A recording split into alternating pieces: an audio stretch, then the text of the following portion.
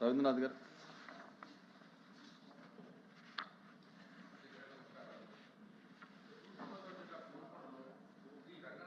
దేవాలయం అతి పురాతనమైన దేవాలయంగా ప్రసిద్ధి చెందిన అధ్యక్ష.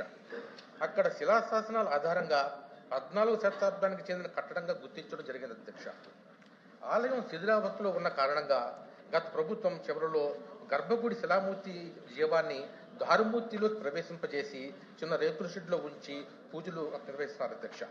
ఈ దేవస్థానానికి 1000 ఎకరాల దేవుని మని అది ఉంది అధ్యక్ష. కానీ పుణ్యాగ్రతం అయిపోయి చివరికి 18 ఎకరాలు మాత్రమే ఉంది అక్కడ అధ్యక్ష.